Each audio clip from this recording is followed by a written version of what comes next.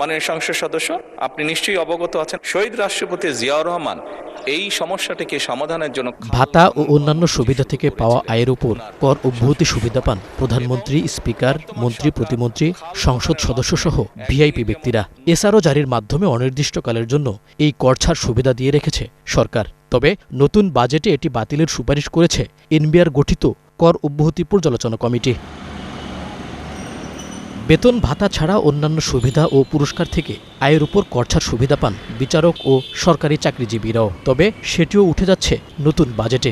একই সাথে আয়ের উপর করছাড় সুবিধা পাওয়া নিবন্ধিত রাজনৈতিক দলগুলো আসছে অর্থ বছর থেকে পাবে না সেই সুবিধা। সরকারের উচ্চ পর্যায়ের সবুজ সংকেত পেলে নতুন বাজেটে বাস্তবায়ন হতে পারে এনবিআরের এসব উদ্যোগ। ট্যাক্স এক্সেমশন বা কর ছাড়, যেখানে বহু পুরানো কর ছাড় আছে, যেই সেক্টর বা ফার্মের তারা দাঁড়িয়ে গেছে, সেগুলো আমার মনে হয় 3, 6, 9 মাস এরকম একটা ক্লজ দিয়ে, সানসেট ক্লজ দিয়ে বেরিয়ে আসা যেতে পারে একটা phase wise. State own enterprise, এদের অনেকে কিন্তু ট্যাক্স দেওয়ার মতো জায়গায় আছে, কিন্তু প্রপারলি ট্যাক্স নেটের মধ্যে তারা নাই বা ট্যাক্স দেয় না। সেই জায়গাটায় ট্যাক্স আহরণ ফোকাস করতে হবে।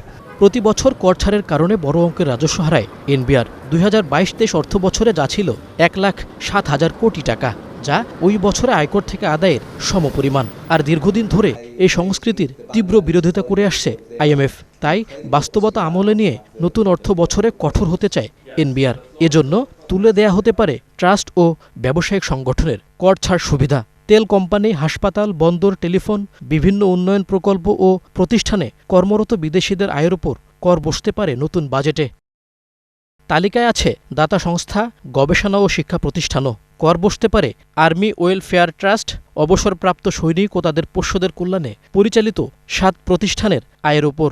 এমনকি উঠে যেতে পারে পাটজাত পণ্য উৎপাদনে থাকা করমুক্ত সুবিধাও। তবে বিদ্যুৎ ও জ্বালানি খাতে করছাড় সুবিধা তুলে দেওয়ার জন্য আইএমএফের চাপ থাকলেও কিছু বহাল ও বাকিগুলোর মেয়াদ শেষ হওয়া পর্যন্ত পর্যালোচনার সুপারিশ করেছে কমিটি।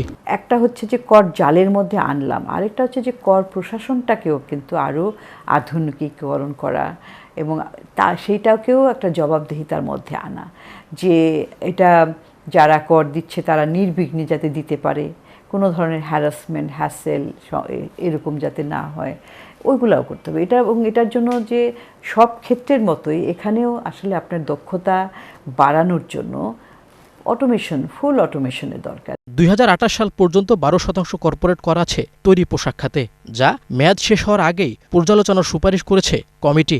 আর কর অব্যাহতি দেয়া গ্রামীণ ব্যাংকের সুবিধা 2029 সালের পর মেয়াদ না বাড়ানোর সুপারিশ করেছে এনবিআরের গঠিত কমিটি। মইনুল হাসান, 71, ঢাকা।